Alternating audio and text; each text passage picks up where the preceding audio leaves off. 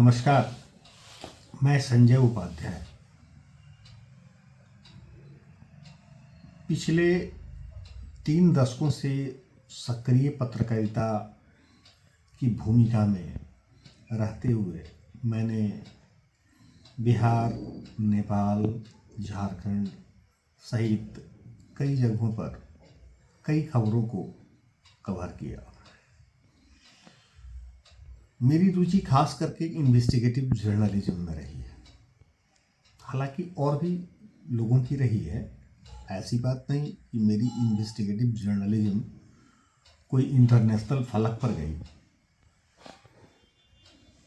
लेकिन ऐसी भी बात नहीं कि मेरी जर्नलिज्म बहुत कमज़ोर रही है। मुझे अपने काम से अभी भी संतोष है, संतुष्ट हूँ। बहरहाल, मेरे कई जूनियर और समकालीन मित्रों ने मुझे सलाह दी कि पत्रकारिता की बदलती धारा में न्यू मीडिया से भी मैं जुड़ूं। न्यू मीडिया में डिस्कशन, डिबेट, टीवी में तो मैं आता रहा हूँ, लेकिन कभी भी कोई जीवंत स्टोरी को जिसको खुद मैंने कवर किया या जिन घटनाक्रमों पर मेरी नज़र रही, उसकी चर्चा मैंने टीवी या फिर किसी दूसरे चैनल पर निजी तौर पर नहीं किया।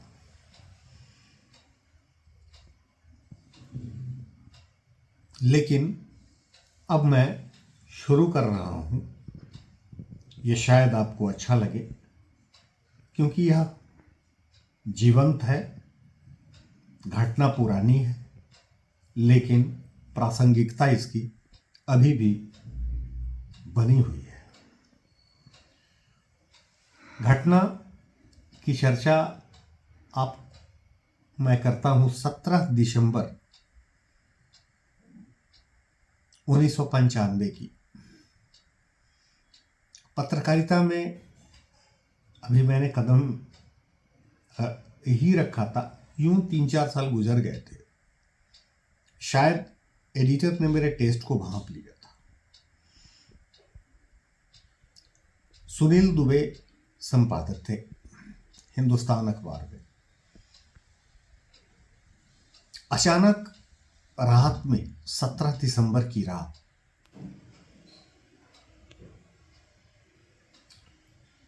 सन्नाटा और कंपकपाती रात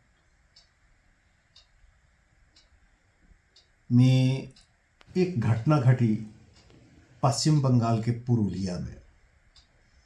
तब पुरुलिया बिहार के ही बगल में था। बिहार के बगल में मेरा कहने का मतलब इसलिए भी है क्योंकि भौगोलिक रेखा उस समय झारखंड की बढ़ती नहीं थी। अभी तो वो झारखंड के करीब टाटा के नज़दीक हो चुका है। उस रात में एक ऐसी घटना घटी जिसने पूरे देश को सन्न कर दिया। पूरा देश सन्नाटे में आ गया। एक रूसी विमान पूरे भारतीय रडार को, जो अंतर्राष्ट्रीय सीमा पर लगे हुए थे, उनको झुठलाते हुए, धत्ता बताते हुए भारत में प्रवेश किया। उसमें एक भारतीय नागरिक छोड़कर 6 विदेशी नागरिक थे, जिसमें एक डेनमार्क का किम डेवी भी था। खैर, इसकी बात तो मैं बाद में करूंगा। जब रात में अचानक पैराशूट से कई बक्से गिरने शुरू हुए तो आसपास के गांव वाले के कान खड़े हो गए, हलचल बच गई। लेकिन स्थितियां उन दिनों बहुत विपरीत थीं। क्योंकि एक तरफ वामपंथ आंदोलन बहुत चरम पर था, दूसरी ओर मणिपुर में भी आंदोलन बहुत उग्र रूप ले चुका था। प्रायः लोग शाम होते ही घर में दुबक जाते थे। रात में किसी ने साहस नहीं किया उन गांवों के आसपास में जाने का जहां पर पारासूट से बक्से के बक्से हथियारों के जखीरा गिराए गए थे। सुबह हुई। सुबह में जब लोग वहां पहुंचे, देखे कि अरे यह तो बक्सों का जखीरा है, कई बक्से हैं। कुछ दुस्साहसिक युवकों ने बक्सों को तोड़ डाला। जैसे तोड़ा गया वैसे उसमें अत्याधुनिक हथियार AK-47, 9mm, रॉकेट लॉन्चर और असंख्य गोलियां बरामद हुई। बरामद हुई शब्द यह नागरिकों के लिए हम नहीं कहेंगे। पूरे देश में कोहराम सा मच गया। उस घटना को मुझे कवर करना था, लेकिन दुर्भाग्य से उस समय मैं तेज बुखार में था, जिसके कारण मैं जा नहीं सका था। लेकिन रोमांचक घटना थी। देश में वैसी घटना पहले कभी घटी नहीं थी। खैर, वह बात तो हो गई। करीब 2500 AK-47 गिराए गए थे। रॉकेट लॉन्चर की भी कोई गिनती नहीं थी, 9mm की भी कोई गिनती नहीं थी। मैं बात कर रहा हूं हाल के दिनों की। एक घटना को इससे जोड़कर, वह घटना है लॉरेंस बिश्नोई और पप्पू यादव की। आपको लगेगा कि लॉरेंस बिश्नोई और पप्पू यादव और फिर 1995 की वह घटना, ये कैसे आपस में जुड़ गई। लेकिन हाँ, जुड़ जाने की वजह है क्योंकि हाल के दिनों में गुजरात की एक जेल में बंद खुद को राष्ट्रवादी कहने वाला एक अपराधी लॉरेंस बिश्नोई ने पप्पू यादव को धमकी भरा एक कॉल दिया कि मेरे रास्ते में तुम मत आओ, वरना तुम्हारा हश्र भी वही होगा जो और दूसरे लोगों का हुआ। कोई शक नहीं, निसंदेह उसने कई हत्याएं की और बड़ी बड़ी हत्याएं की। हाई प्रोफाइल मर्डर उसके नाम से जुड़ा हुआ है। पप्पू यादव, सवाल उठता है पप्पू यादव को उसने धमकी क्यों दी? पप्पू यादव को उसने धमकी इसलिए दी क्योंकि वो सलमान खान, फिल्म स्टार सलमान खान, उसके निशाने पर थे। वजह इसके पीछे और भी है, ढेर सारी बातें हैं। और वो खुद पप्पू यादव ने सलमान खान की हिफाजत के लिए कदम बढ़ाए और उन्होंने कई तरह के बयान दिए। कुछ बयान तो इतनी हल्के थे जो शायद वह बिश्नोई को चुभ गया, क्योंकि उन्होंने कहा कि ये छुट भैया अपराधी ये कैसे इतना बड़ा फिल्म स्टार को धमकी दे रहा है। पूरा सिस्टम फेल है। अगर यह सिस्टम फेल है तो सरकार या सिस्टम मुझे अलाउ करे, 24 घंटे के अंदर मैं लॉरेंस बिश्नोई के पूरे नेटवर्क को ध्वस्त कर दूंगा। शायद यह बात बिश्नोई को चुभ गई थी। यही कारण था या यही कारण रहा होगा कि बिश्नोई ने बाहुबली सांसद पप्पू यादव को धमकी दी होगी। खैर, पप्पू यादव मुंबई भी गए। मुंबई जाने के पहले ही उसके गुर्गों ने, लॉरेंस बिश्नोई के गुर्गों ने बाबा सिद्दीकी की हत्या कर दी थी। अब कहेंगे कि फिर इसको कैसे जोड़कर देखा जा रहा है 1995 के कि उस रात से, उस खौफनाक रात से, जिस रात में हथियारों की वर्षा हुई थी, आकाश से अनगिनत हथियार गिरे थे। इसके पीछे एक वजह है।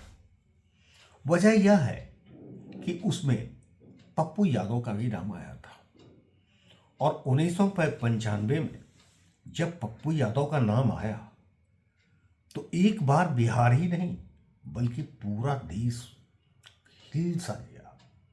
सभी पप्पू यादव के नाम से कांपने से लगे थे।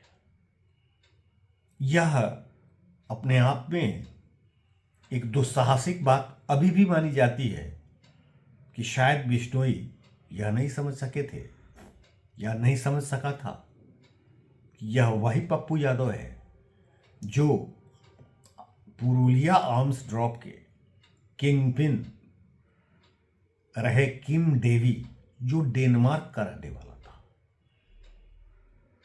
उसको भारत से सकुशल वापस डेनमार्क तक भेजने में सफल रहे थे। ये आरोप पप्पू यादव पर लगा था। इसका मतलब कि पप्पू यादव का खुद इंटरनेशनल आर्म्स डीलर या इंटरनेशनल क्रिमिनल्स से संपर्क थे। खैर, उस पर मैं नहीं जाता। हालांकि उनके पिता चंद्रदेव यादव, जो अब नहीं रहे, हाल के ही दिनों में वो चल बसे। पप्पू यादव तो बराबर इनकार करते रहे कि उसमें उनका कोई हाथ नहीं। चंद्रदेव यादव का नाम मैं इसलिए ले रहा हूं क्योंकि उसमें आनंद मार्गियों का नाम आया था और चंद्रदेव राय की आस्था आनंद मार्गियों के साथ थी। बड़ी उलझी हुई कहानी है यह, बड़ा उलझा हुआ रहस्य है यह, जो आज तक ये रहस्य पर से पर्दा नहीं उठा। कुछ लोग तो यह भी कहते हैं कि वह हथियार म्यांमार में जाना था। कुछ लोग, बड़ी हाई लेवल बात, कोई छोटी बात नहीं, कुछ बड़ा इंटेलिजेंस ग्रुप यह भी कहता है कि वह हथियार बांग्लादेश जाना था, जो गलती से पुरुलिया में गिर गया। खैर, जो भी है, ये अनुसंधान अभी तक पूरा नहीं हुआ या हालांकि सीबीआई को यह केस दिया गया। सीबीआई ने इस केस को भी लगभग क्लोज कर दिया है। किम डेवी, जो इसका मुख्य आरोपी था, वह किम डेवी डेनमार्क पे अभी भी है और कभी भी उसका प्रत्यर्पण नहीं हो सका है। सबसे दुखद पहलू यह है कि उसमें जितने हथियार गिराए गए थे, उतने हथियारों की बरामदगी पुलिस नहीं कर सकी थी। तब सवाल उठता है कि शॉर्ट रेंज का दुनिया का सबसे खतरनाक हथियार AK-47 फिर गए कहां? पुलिस ने बरामद की, कई हथियार बरामद किए, लेकिन जो 6 नागरिक पकड़े गए थे उनमें एक ब्रिटिश नागरिक भी था। वह ब्रिटिश नागरिक कभी वहां के आर्मी में काम किया था। उसका यह दावा है कि पुलिस ने जितने हथियार बरामद किए, हथियार उतने ही नहीं थे। हथियारों की संख्या बहुत अधिक थी, करीब 2500। 9mm की भी संख्या बहुत अधिक थी। उस समय तो पुलिस के पास उतने घातक हथियार थे ही नहीं। मैं बताऊं या फिर पुलिस इनपुट भी यह बताता कि वो हथियार हाथ लगे अंडरवर्ल्ड के लोगों को, जरायम की दुनिया के लोगों को, और हथियारों की जबरदस्त खरीद बिक्री हुई। वही खरीद बिक्री का अंजाम यह था कि शिवप्रकाश शुक्ला जैसे एक सनकी और खतरनाक अपराधी के हाथ AK-47 लगा। बताया तो यह भी जाता है कि कथित रूप से कई हथियार बिहार के कभी पूर्व के सांसद रहे बाहुबली सूरजभान के भी हाथ लगे, और सूरजभान ने 2 हथियार, एक आनंद त्रिपाठी और एक शिवप्रकाश शुक्ला को दिया। पर्पस कुछ और भी था।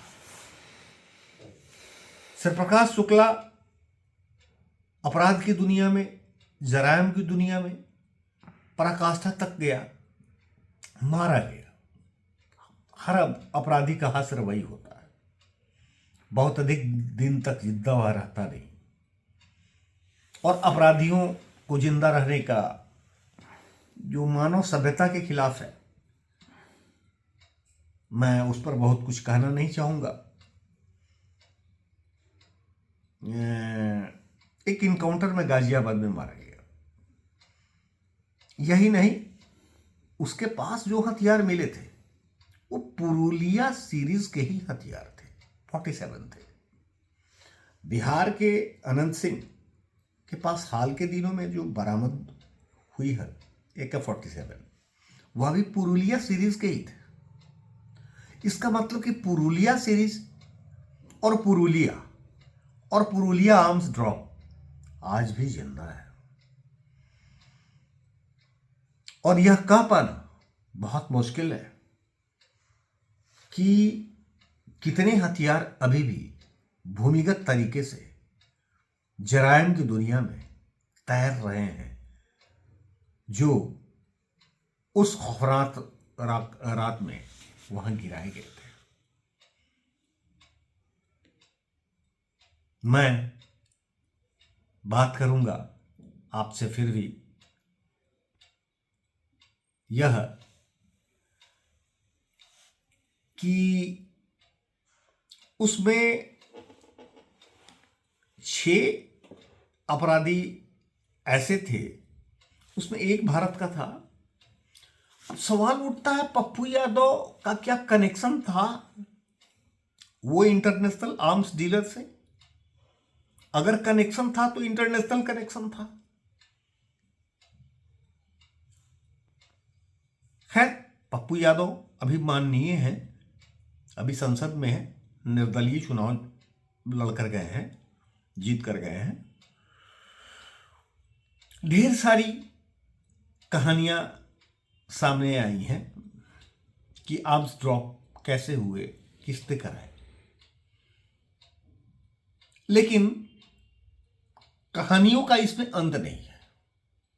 कुल मिलाकर एक रहस्य बनकर रह गया है।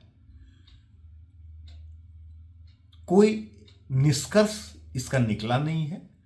निष्कर्ष निकला तो सिर्फ यही निकला कि जरायम की दुनिया में वह हथियार तैरता रहा और अभी भी तैर रहा है।